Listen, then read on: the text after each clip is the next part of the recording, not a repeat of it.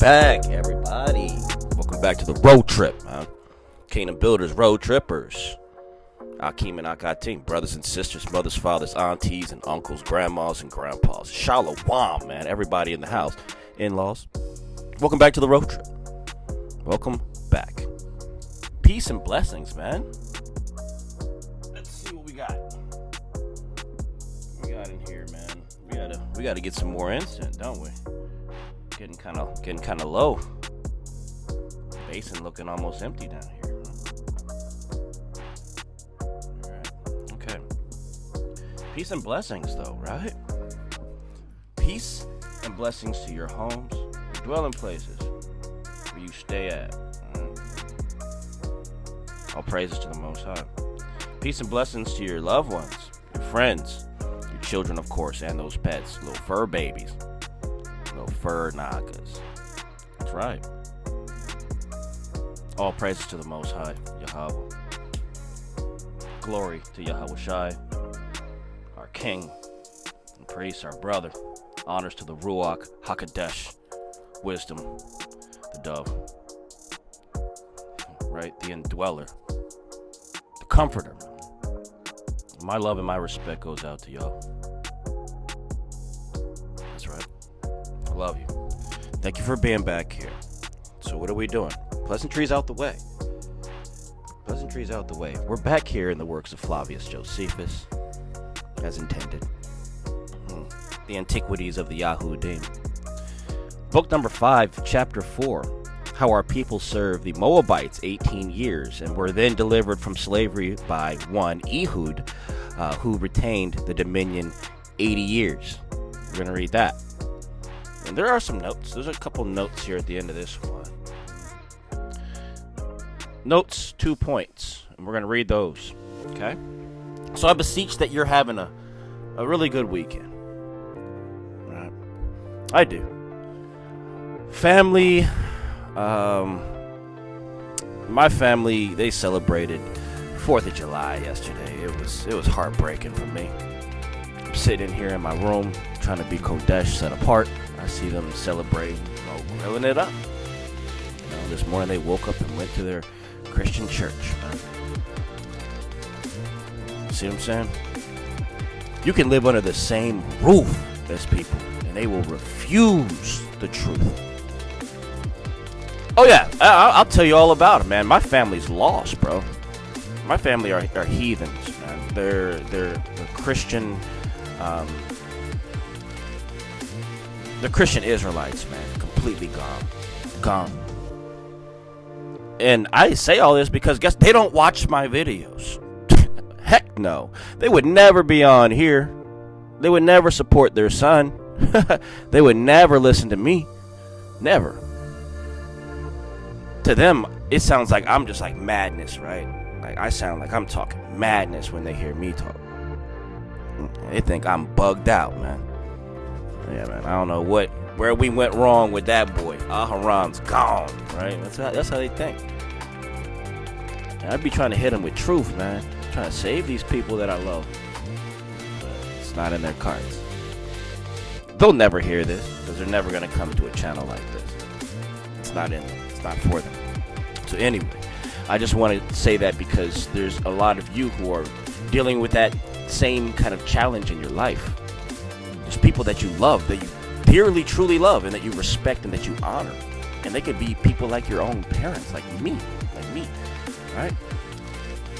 It doesn't get closer than a mother and a father. You know what I'm saying? I'm trying to save both of them.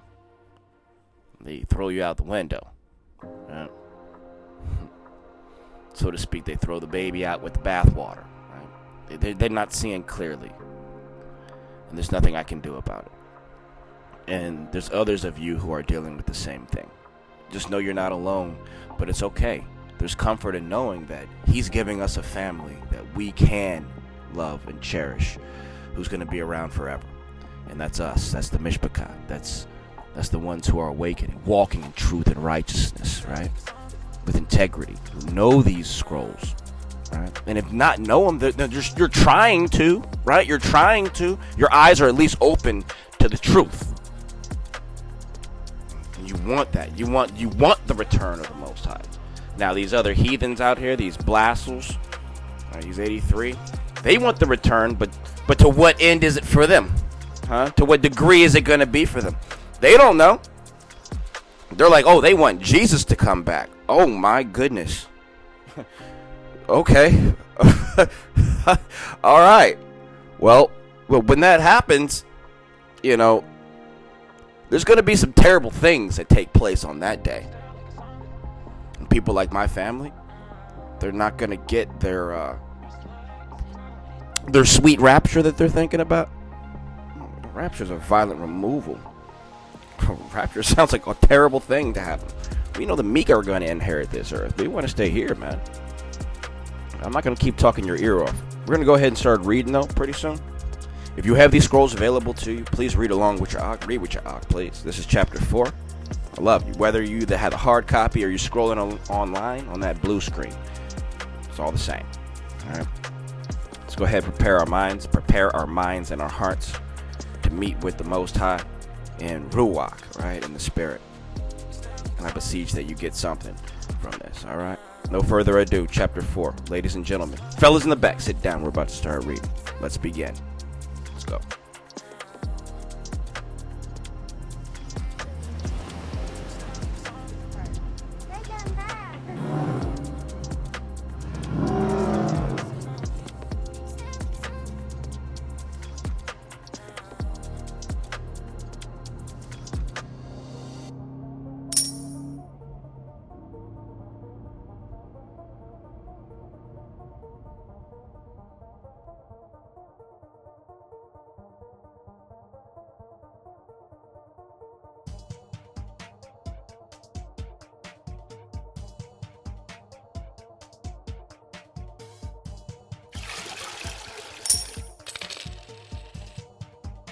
Okay, section 1, and it reads, when Othniel was dead, the affairs of the Israelites fell again into disorder, and while they neither paid to YAHAWAH, the Most High, the honor due to him, nor were obedient to the laws, their afflictions increased, until Eglon, king of the Moabites, did so greatly despise them on account of the disorders of their political government that he made war upon them, and overcame them in several battles, and made the most courageous to submit, and entirely subdued their army, and ordered them to pay him tribute.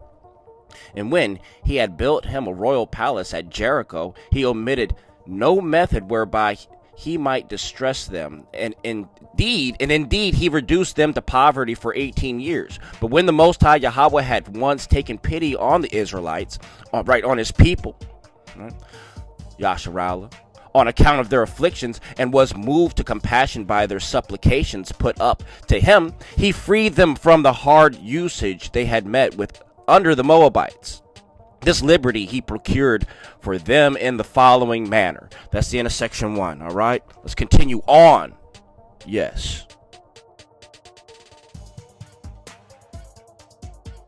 Section 2 reads, there was a young man of the tribe of Benjamin, whose name was Ehud, right, the son of Gera, a man of very great courage and bold undertakings, and of a very strong body, fit for hard labor, but best skilled in using his left hand, in which was his whole strength. And he also dwelt at Jericho. Now this man became familiar with Eglon, and that by means of presents with which he obtained his favor, and insinuated himself into the good opinion, whereby he was also beloved of those that were about the king.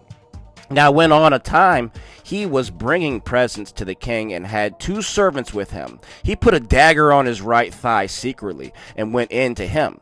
It was then summertime, in the middle of the day, when the guards was not strictly on the watch, both because of the heat and because they were gone to dinner. Supper time, man. So the young man, when he had offered his presents to the king, who then resided in a small parlor that stood conveniently to avoid the heat, fell into discourse with him. For they were now alone, and the king having directed his servants that attended him to go to their ways, because he was at mind to talk with Ehud. He was now sitting on his throne, and fear seized upon Ehud lest he should miss his stroke, and not give him a deadly wound. So he raised himself up and said that he had a dream to impart to him by the command of the Most High Yahawah, upon which the king leaped out of his throne for joy of the dream. So Ehud struck him, and he struck him to the heart, and leaving his dagger in his body, he went out and shut the door after him. And remember, he stabbed him so deep that this king was so fat that even the hilt covered over. The hilt was covered over by the fat of this man. Now the king's servants were very still, as supposing that the king had composed himself to sleep. So fat they couldn't even see the blade in him, man. Right? Got stabbed through. That's the end of section 2, man. He got run up, man. He got done up. What? Got done up, what? Let's continue on. Let's get some more of this, man. Yeah, all praises. Selah. Section 3. But Ehud informed the people of Jericho privately of what he had done, and exhorted them to recover their liberty, who heard him gladly and went to their arms, and sent messengers over the country, that should sound trumpets of ram's horns, for it was our custom to call the people together by them. Shofar! What? Now, at the attendants of Eglon were ignorant of what misfortune had befallen him for a great while. But towards the evening, fearing some uncommon incident had happened, they entered into his parlor. And when they found him dead, they were in a great disorder, and knew not what to do. And before the guards could be got together, the multitude of the Israelites, right, Yasharallah, came upon them, so that some of them were killed immediately, and some were put to flight, and ran away towards the country of Moab, in order to save themselves. Their number was above 10,000, but the Israelites seized upon the ford of Jordan and pursued them and killed them, and many of them they killed at the ford, nor did one of them escape out of their hands. And by this means it was that the Hebrews freed themselves from slavery under the Moabites. Ehud also was on the account dignified with that government over all the multitude, and died after he had held the government 80 years. He was a man worthy of commendation, right? Commendations, even besides what he deserved for the before mentioned acts of his.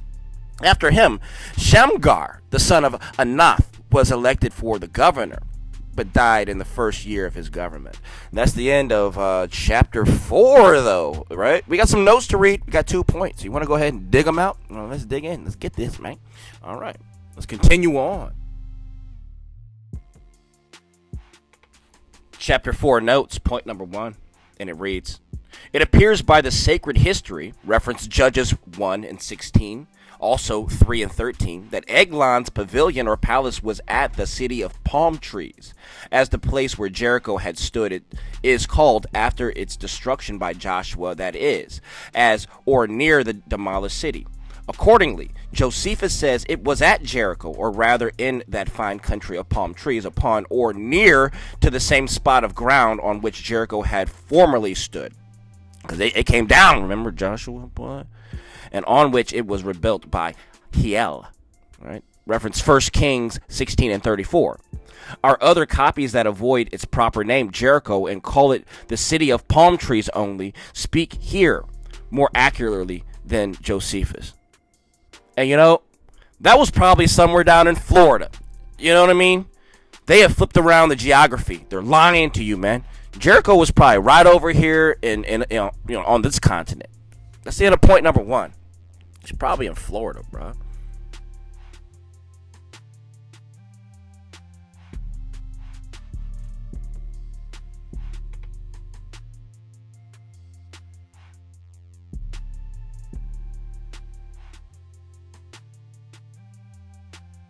Point number 2, it reads, these 80 years for the government of Ehud are necessary to Josephus's usual large numbers between the Exodus and the building of the temple of 592 or 612 years, but not to the smallest number of 480 years. Reference 1 Kings 6:1, which lesser number Josephus seems sometimes to have followed. And since in the beginning of the next chapter it is said by Josephus that there was hardly a breathing time for the Israelites, right? Yasharallah, before Jabin came in to enslave them. It is highly probable that some of the copies in his time had their only 8 years instead of 80.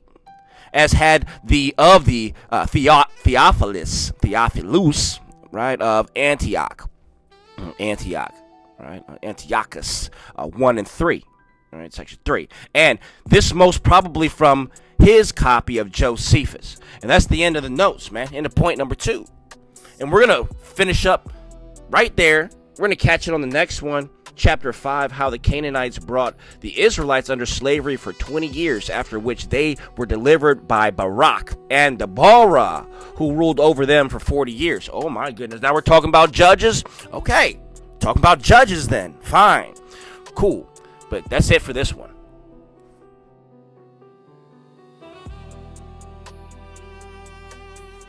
All praises to the Most High. Thank you for being here. Thawada for being here with me. Mishpahcah, Akim and Akatim, right? My brothers and my sisters, I love y'all. Each, independently and collectively. I love you, man. All praises to the Most High. My love and my respect goes out to you. So, this is the end of this one. And very road trip appropriate as you're traveling to and fro up and down the roads. Please be safe out there, Mishpahcah. Especially you got those little kiddies in the car, man. Right? And, I love you. Until we read again, until we speak again, right? Until we meet again. You know the deal. I love you all. See you very soon, YAHAWAH. Yeah.